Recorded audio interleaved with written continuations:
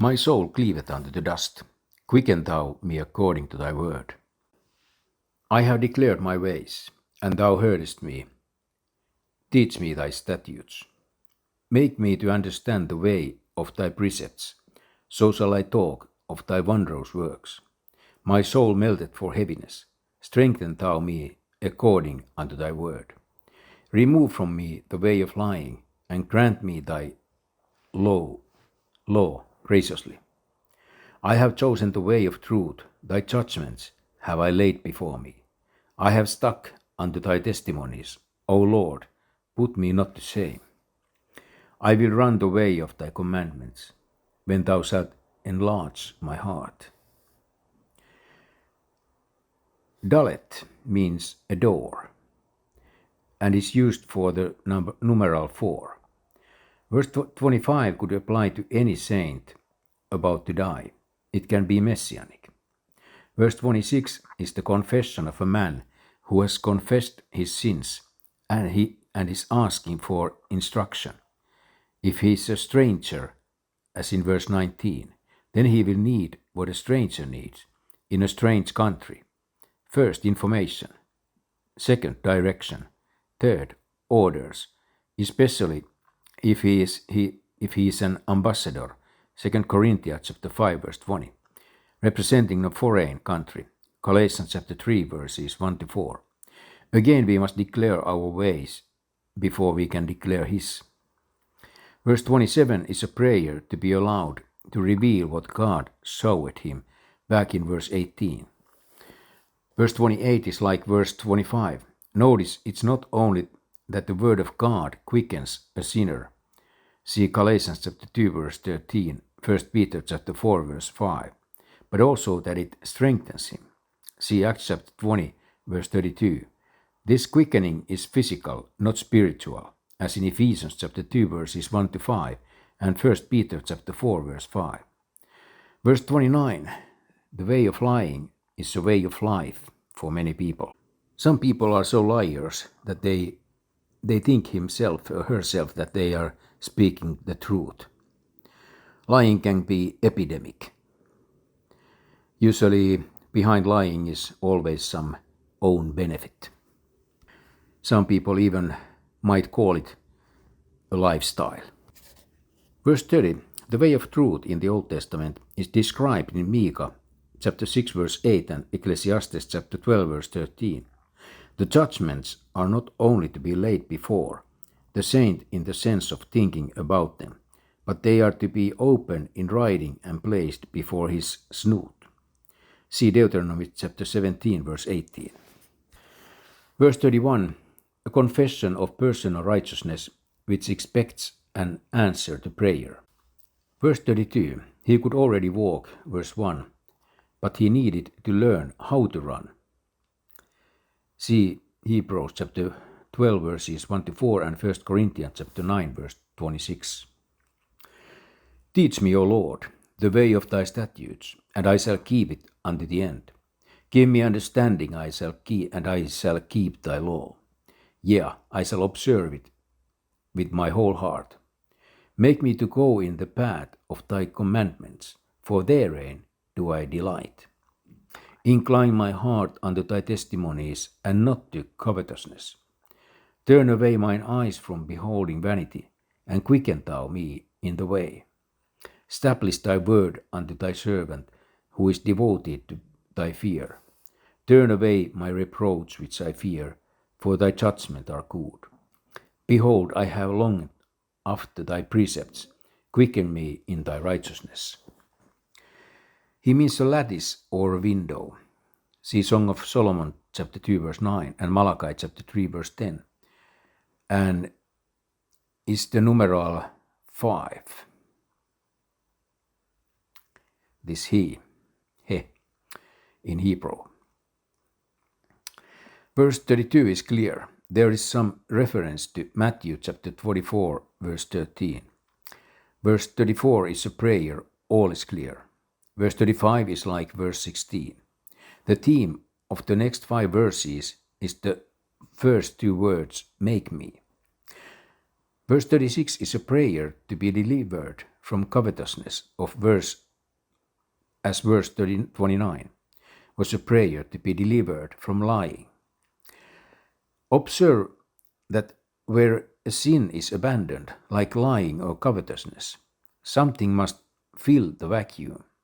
Hence, grant me thy law, in verse 29, and incline my heart, in verse 36. We must be made to go, verse 35, in the very thing we really delight in. For the new man delights in the law of God, Romans chapter 7, verse 22. But only the inner man, the outer man, is something else. Verse 37 is so he can fulfill the covenant that Job made with his eyes, Job chapter 31, verse 1. This is a good prayer for anyone with the boob tube in the living room. Verse 38 is self-explanatory. For fear, see Psalm 107, verse 11. Verse 39, he confesses that he is afraid of something he shouldn't be afraid of. But at the same time, he confesses that he knows he shouldn't fear it. For if the reproach falls upon him, see John chapter 2, verse 17, for a perfect example. It's one of God's judgments, and thy judgments are good. Verse 40 matches verses 4, 20, 25 and 37. Let thy mercies come also unto me, O Lord, even thy salvation according to thy word. So shall I have wherewith to answer him that reproach me, for I trust in thy word. And make not the word of truth utterly out of my mouth, for I have hoped in thy judgments. So shall I keep thy law continually, for ever and ever. And I will walk at the liberty, for I seek thy precepts. I will speak of thy testimonies also before kings, and will not be ashamed.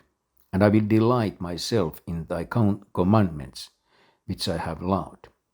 My hands also will I lift up unto thy commandments, which I have loved, and I will meditate in thy statutes. Wow denotes a nail or a book, and is used for the numeral 6. Verse 41 can be physical salvation as mercy, or the salvation of Romans chapter 2, verse 7, promised on works conscience basis. The first case is the most fitting, as is apparent by the next verse. Verse 43 would be to allow him to keep preaching and proclaiming the word. Verse 44 again shows the Old Testament dispensation. No one ever kept God's law continually for ever and ever, but Jesus Christ. The permanently redeemed in the new heavens, Revelation chapter 22, 21 and 22, can qualify, but that is a long way off. Verse 45, spiritually, the idea is that a man is at liberty who keeps the commandments.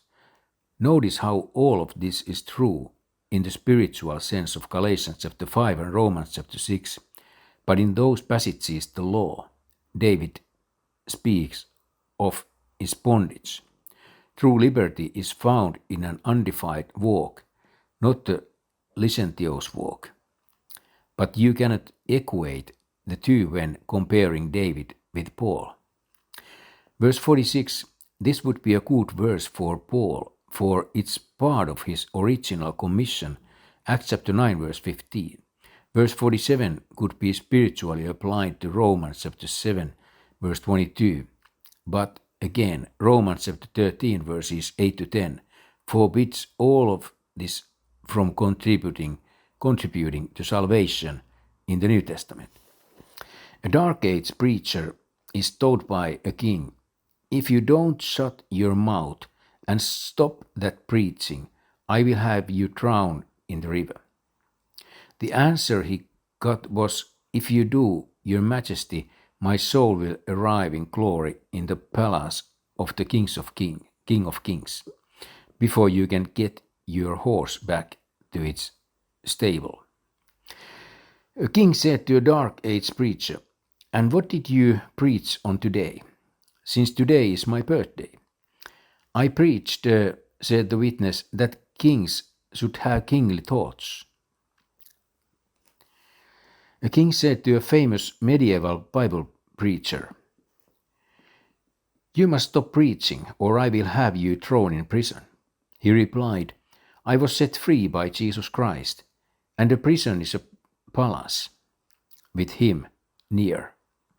"All right," said the king, "I will confiscate your goods and property. I have treasures laid up in heaven," replied the witness. About to burst a blood vessel, the king cried, "I will have you exiled. I have no continuing city here," was what he got back.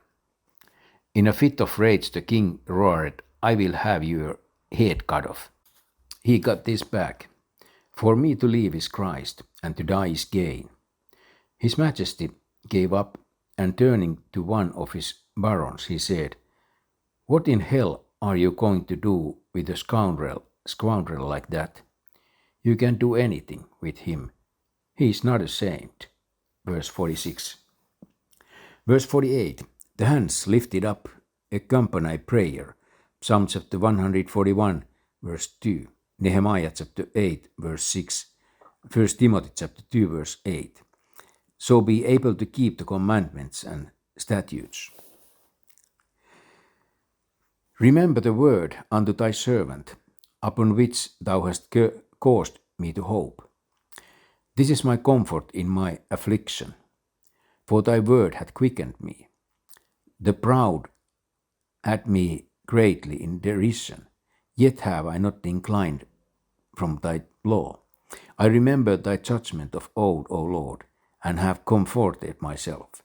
Horror had taken hold upon me because of the wicked that forsake thy law.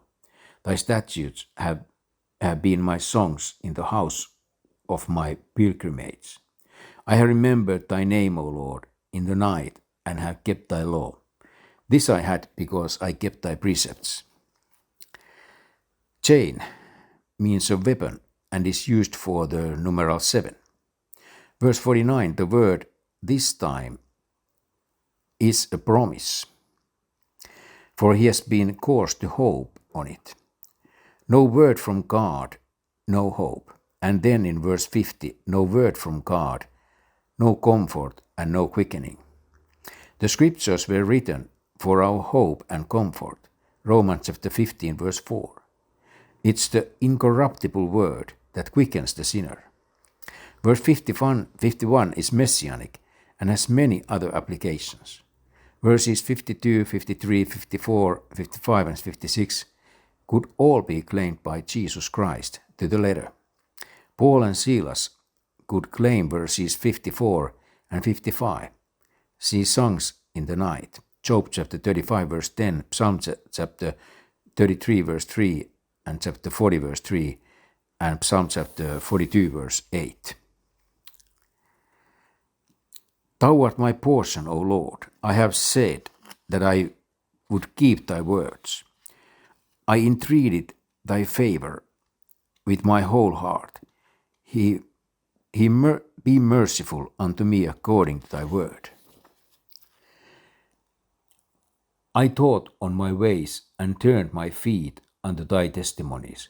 I made haste and delayed not to keep thy commandments. The hands of the wicked have robbed me, but I have not forgotten thy law. At midnight I will rise to give thanks unto thee because of thy righteous judgments. I am a companion of all them that fear thee, and of them that keep thy precepts. The earth, O Lord, is full of thy mercy. Teach me thy statutes.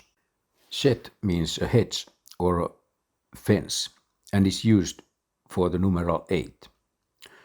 Observe that it's not enough to keep the word or the statute, judgment, precepts, commandments, etc.